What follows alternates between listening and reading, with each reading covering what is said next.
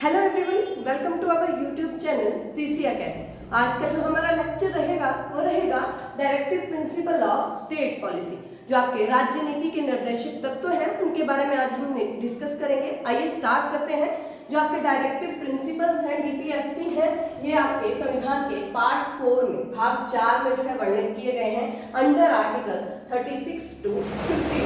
36 से लेकर 51 तक जो है इनका वर्णन किया गया है। और कौन सी कंट्री से लिए गए हैं, तो आपके आयरलैंड से ये डायरेक्टिव प्रिंसिपल लिए गए हैं। वहां से ये कौन सा सोर्स है, तो आयरलैंड जो है आपका देश, ये इनका सोर्स है। और आयरलैंड में भी ये जो है जो आपका स्पेन है वहां से जो है कॉपी किए गए हैं।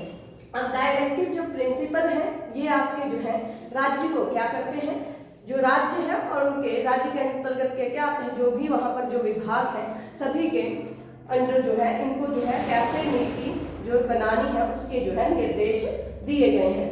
अब जो आपके डायरेक्टिव प्रिंसिपल है इनके लिए जो केटी शाह है, इन्होंने जो है एक स्टेटमेंट दी है कि ये जो है एक ऐसा चेक है जिसे जो बैंक है वो अपनी इच्छा अनुसार भुगतान करता है। यानी कि क्यों, क्योंकि ये नॉन जस्टिसेबल है, क्योंकि ये न्यायोचित नहीं है, इनके लिए आप न्यायालय में नहीं जा सकते हो। जैसे आप फंडामेंटल राइट्स के लिए जो है हाई कोर्ट या सुप्रीम कोर्ट जा सकते हैं, रिट जारी करवा सकते हैं, उस तरह या अगर इनका जो है कोई भी पर्पस पूरा नहीं होता है तो आप न्यायालय में नहीं जा सकते हैं।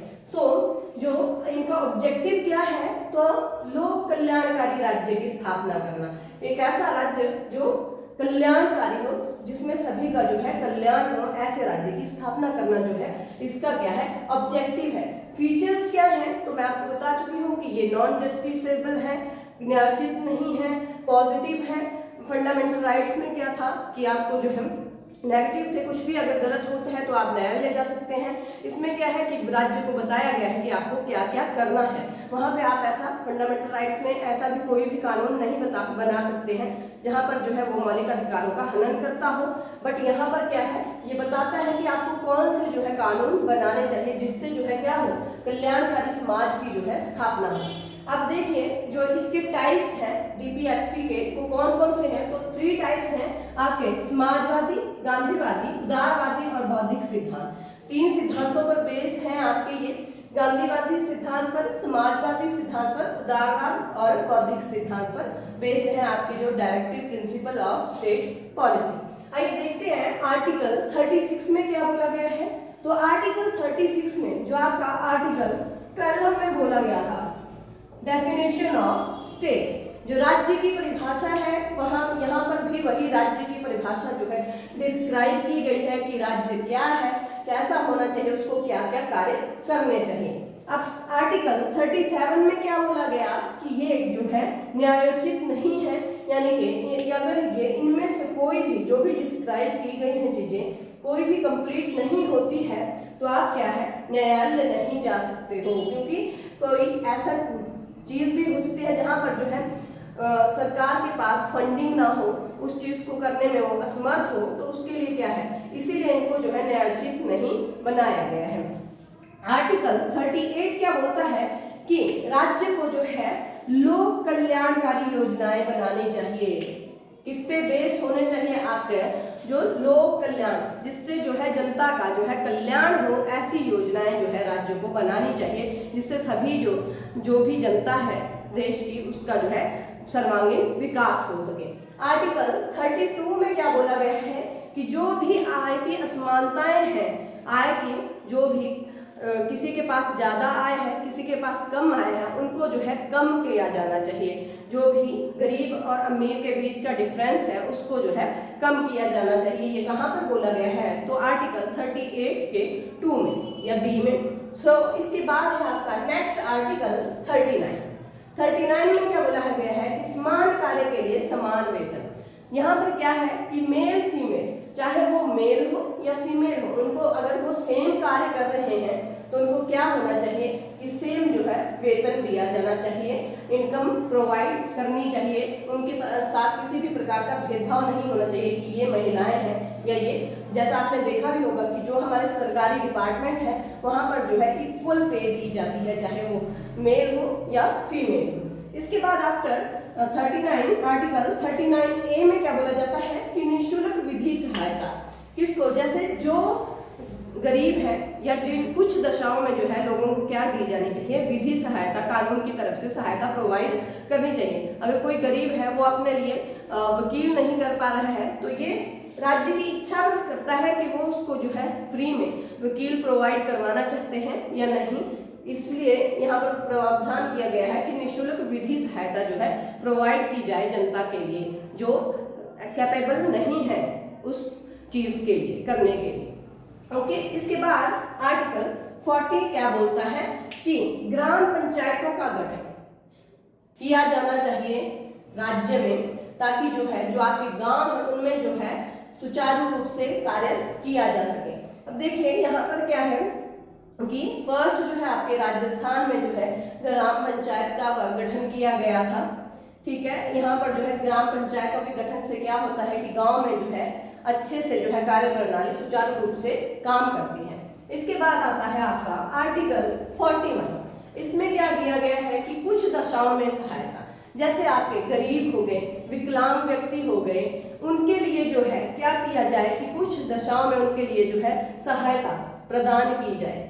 ठीक है, इसके बाद आता है आपका आर्टिकल 42। आर्टिकल 42 में क्या बोला गया है कि ह्यूमन कंडीशन एंड मैटरनिटी जो रिलीफ है उसको ध्यान में रखते हुए उस हिसाब से जो है कंडीशन बनाई जाए। जैसे मान लो आप जॉब पे जा रहे हैं, वहां पे आपकी जो है ह्यूमन कंडीशन सही नहीं है तो आपको उस हिसाब से ही काम करवाया जाए, या जो है हॉलीडे प्रोवाइड की जाए, या फिर मैटरनिटी जैसे लेडीज जो है प्रसूति अवस्था होती है उनकी, उस टाइम पर जो है उनसे उस तरह का कार्य ना करवाया जाए जिस जो उनके लिए जो है डेंजरस हो।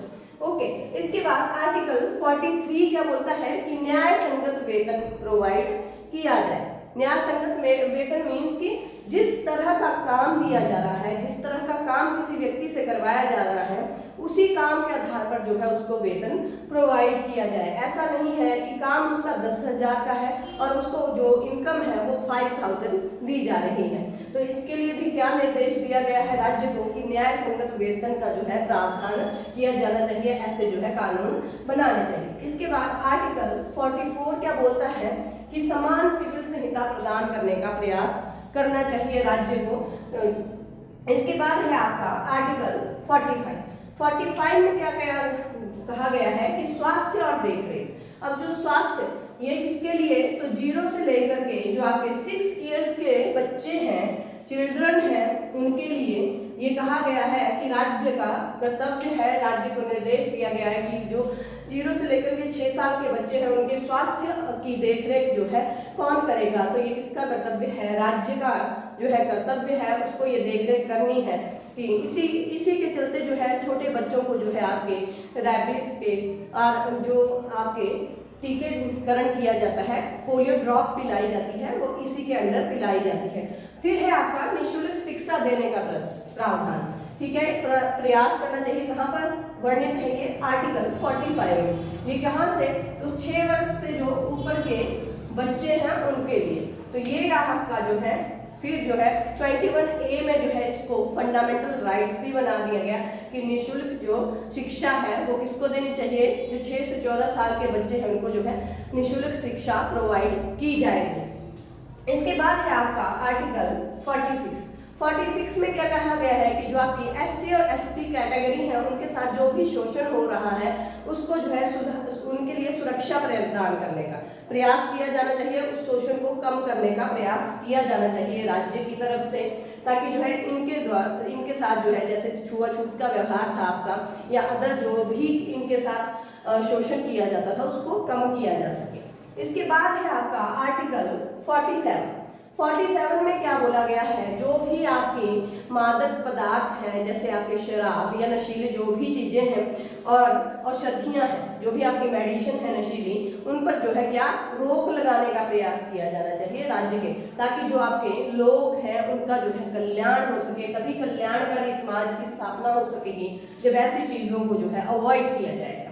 इसके बाद है आपका आर्टिकल 48 में क्या बोला गया है कि जो आपकी कृषि है और पशुपालन है उसको बढ़ावा देना चाहिए, ताकि जो है देश को जो है संपन्न बनाया जा सके और जो आपके दुधारू पशु हैं उनकी जो हत्या पर है रोक लगाने का प्रयास किया जाना चाहिए। इसके बाद आता है आपका आर्टिकल 48A। 48A में क्या बोला गया है कि जो आपका पर्यावरण है उसका संरक्षण करना चाहिए और उसका जो है संवर्धन इम्प्रूवमेंट की जानी चाहिए। जैसे जो है आपके पेड़ों को काटने से रोकना चाहिए, जो आपके जंगली जानवर हैं उनकी जो है सुरक्षा प्रदान की जानी चाहिए और जो है जो आपका हंटिंग है उस पर जो है बैन लगाया जाना चाहिए। इसके बाद है आपका आर्टिकल 49 में क्या कहा गया है कि जो भी आपके राष्ट्रीय महत्व के स्मारक हैं उनको जो है सुरक्षा प्रदान की जानी चाहिए।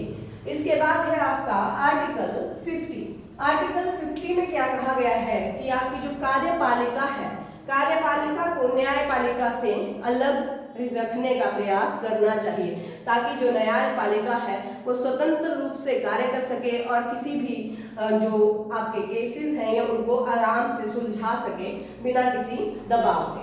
ओके, इसके बाद है आपका आर्टिकल 51 क्या बोलता है कि अंतर्राष्ट्रीय सुरक्षा और शांति जो है उसको बढ़ावा देना चाहिए, अंतर्राष्ट्रीय नीतियां बनानी चाहिए जिससे जो है अंतर्राष्ट्रीय सुरक्षा और शांति बनी रहे। ये थे आपके directive principle of state policy. कहाँ से लिए गए हैं तो आयरलैंड से। अब यहाँ से क्वेश्चन क्या पूछे जाते हैं, मोस्टली क्वेश्चन पूछा गया है कि आर्टिकल ग्राम पंचायतों का जो गठन का जो वर्णन है हमारे डायरेक्टिव प्रिंसिपल में कौन से आर्टिकल में बताया गया है तो आर्टिकल 40 में बताया गया है। पर्यावरण संरक्षण की जो बात है कहाँ पर की गई है तो आर्टिकल 48A में की गई है।